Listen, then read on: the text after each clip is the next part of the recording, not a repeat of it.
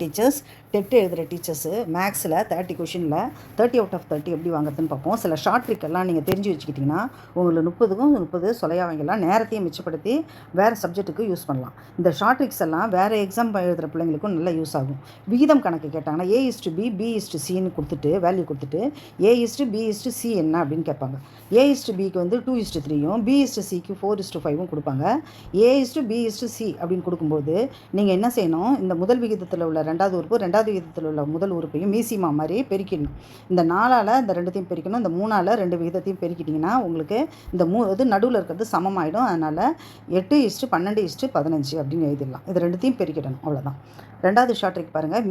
மீசிமா கண்டுபிடிக்கிறதுக்கு ஒரு 3 எண்களை கொடுத்துட்டு உங்களுக்கு அதுக்கு மீசிமா என்னன்னு கேட்பாங்க. நீங்கள் வந்து இந்த மாதிரி டானா வகுத்தில் போட்டு பார்த்து நம்ம என்ன செய்யணும், வகுக்கணும். இப்போ 3னாக்கா 2 4 அதுக்கு அடுத்தது இங்கே வந்து 13 15 அப்படின்ட்டு கொண்டு வரோம். அப்புறம் மறுபடியும் 2ஆல் வகுக்கணும். அதுக்கு அடுத்தது இதெல்லாம் வகுத்து நீங்கள் எழுதணும்.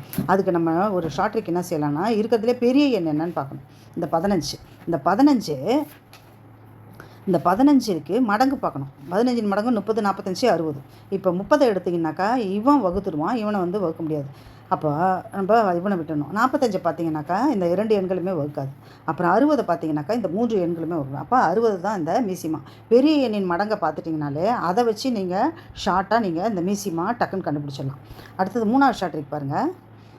அசல் வந்து ரெட்டிப்பாகுது. ரேட் ஆஃப் இன்ட்ரெஸ்ட்டு என்ன அப்படின்னு கேட்பாங்க.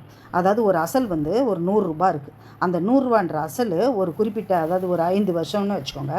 அதில் 200 ரூபாய் ஆகிடுது. அப்போ எத்தனை மடங்கு அதிகரிச்சிருக்கு? 5 மடங்கு அதிகரிச்சிருக்கு. அதாவது 2 மடங்கு ரெட்டிப்பாகுது. இது என்னது, எத்தனை வருஷம் ஆகும்? 5 இயர்ஸ் ஆகும். இதை வந்து டைம் ஆஃப் த இயர் வந்து 5.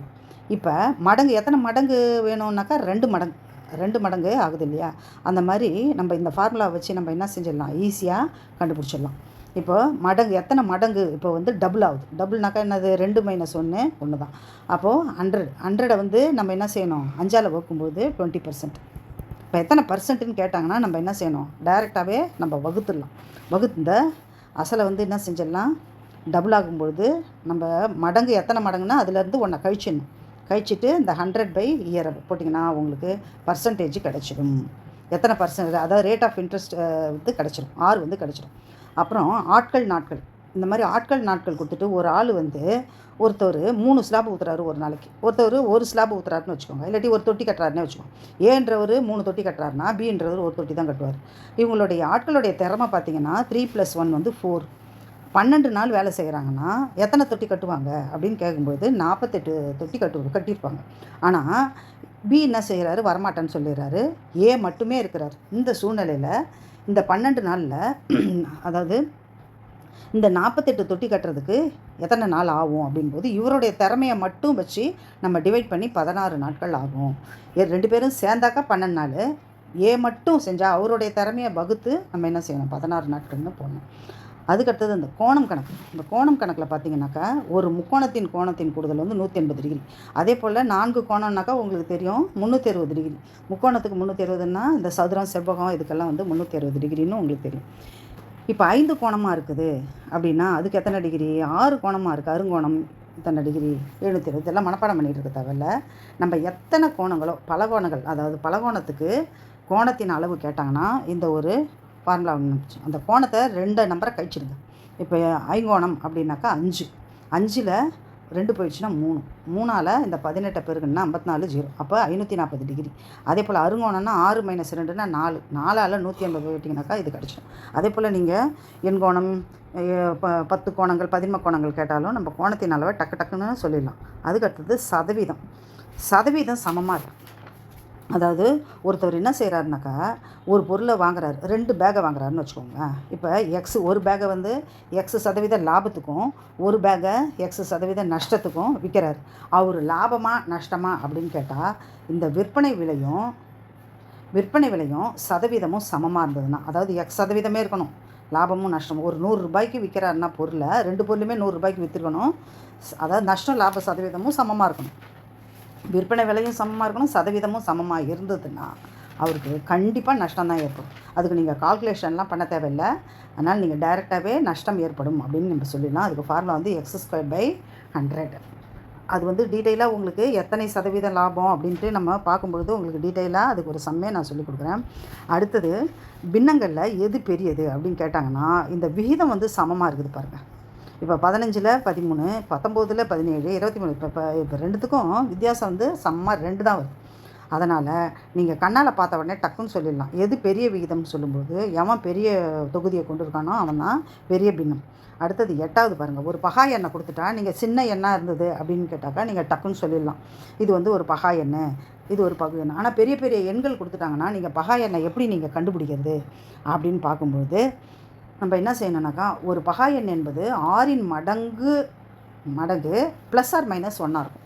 மோரார்லெஸ் இது கிடச்சிடும். இது இப்போ உதாரணத்துக்கு பாருங்களேன், 7ன்னு வச்சுக்கோங்களேன். இப்போ ஓரார் 6, இது +1. அப்போ 7 என்பது ஒரு பகா எண். 6 18 +1, இது 19 என்பது ஒரு பகா எண். 7 என்பது ஒரு பகா எண். இங்கே பாருங்கள், 6 24, 6இன் மடங்காக இருக்கும்னு சொன்னேன் இல்லையா, 6 24, அதில் ஒரு நம்ம கழிச்சிடுறாங்க. அப்போ பகா எண்களை நீங்கள் டக்குன்னு கண்டுபிடிக்கணும். பெரிய எண்ணாக இருக்குது அப்படின்னு பார்த்தா 6இன் மடங்கை நீங்கள் கண்டுபிடிச்சிடுங்க. கண்டுபிடிச்சிட்டு அதுலேருந்து நியரஸ்ட்டு ப்ளஸ் ஆர் மைனஸ் 1 போட்டு பாருங்கள். அது இப்போ வந்ததுன்னா பகா எண்ணாக அமைகிறதுக்கு வாய்ப்பு இருக்குது. அடுத்தது பாருங்கள், இந்த மாதிரி தசம எண்களில் வர்க்கமூலம் கேட்டாங்கன்னா, இங்கே 4 டிஜிட் இருந்ததுன்னா வர்க்கமூலம் வரும்போது 2 டிஜிட் வரும். இதில் 4 டிஜிட் இருந்ததுன்னா வர்க்கமூலத்தில் 2 டிஜிட் வரும். இதில் 8 டிஜிட் இருந்ததுன்னா வர்க்கமூலத்தில் 4 டிஜிட், பாதிக்கு பாதி தான் வரும் வர்க்கமூலம். இங்கே பாருங்கள், 0.0064 ஸ்கொயர் ரூட் என்ன வருது, இப்போ 0.08 தான் வரும். நீங்கள் பார்த்த உடனே நீங்கள் என்ன செஞ்சிடக்கூடாது, 0.0068 போட்டுறாதீங்க. அது வந்து ஹாஃபாக குறைஞ்சிடும். அதுக்கு அடுத்தது இன்னொரு ஷார்ட் ட்ரிக் பார்த்திங்கன்னா ரொம்ப யூஸ்ஃபுல்லாக இருக்கும். ஒரு சதவீதம் கேட்டாங்கன்னு வச்சுக்கோங்களேன். இப்போ சில எண்களை வந்து எக்ஸ் ஆஃப் ஒய்யை கண்டுபிடிக்கிறத விட, X% ஆஃப் ஒய்யை கண்டுபிடிக்கிறத விட Y% ஆஃப் எக்ஸ் கண்டுபிடிக்கிறது நம்மளுக்கு ஈஸியாக இருக்கும். இப்போ 64% ஆஃப் 50 அப்படின்னா நீங்கள் 50 × 64/100 நீங்கள் போட்டுக்கிட்டு இருக்கிறத விட இந்த என்ன செஞ்சிடலாம், அப்படியே நீங்கள் உல்ட்டாவாக மாற்றிக்கலாம். Y% ஆஃப் எக்ஸை நீங்கள் கண்டுபிடிச்சிட்டிங்கன்னா ஈஸியாக இருக்கும். இப்போ 64% ஆஃப் 50க்கு 50% ஆஃப் 64னா 32ன்னு நீங்கள் கண்ணால் பார்த்தவொடனே, அதாவது பேனா எடுக்கிறதுக்குள்ளே விடைய சொல்லிடணும். அடுத்தது பாருங்கள், ஒரு போனஸாக இன்னொரு பாயிண்ட் பார்ப்போம். All from 9, last from 10. இந்த ரூல்ஸு இது வந்து நம்மளுக்கு யூஸ் ஆகுதோ இல்லையா, சின்ன பிள்ளைங்களுக்கு நல்லா யூஸ் ஆகும். 1000ஆலையும் 10,000ஆலையும் 2000ஆலையும் கழிக்கிறதுக்கு ரொம்ப சிரமப்படுவாங்க. நம்மளும் ஃபாஸ்ட்டாக போகிறதுக்கு இது யூஸாக இருக்கும். ஒரு எண்ணெய் 1000ஆலையோ 10,000ஆலையோ 100ஆலையோ நம்ம கழிக்கும்பொழுது எல்லா எண்களையும் டக்குன்னு கழித்து 9ஆல் கழிச்சு போட்டுடணும். லாஸ்ட்டு டிஜிட்டை மட்டும் 10ஆல் கழிச்சு போட்டால் டக்குன்னு விடை வந்துடும். அதனால் நீங்கள் 30க்கும் 30 எடுக்கிறதுக்கு இந்த பார்ட் 2 வீடியோவில் ரொம்ப ஹெல்ப்ஃபுல்லாக இருக்கும். ஏதாவது டவுட்டுன்னா கமெண்ட் பண்ணுங்கள். உங்களுக்கு யூஸ்ஃபுல்லாக இருந்ததுன்னா ஷேர் பண்ணுங்கள். தேங்க்யூ.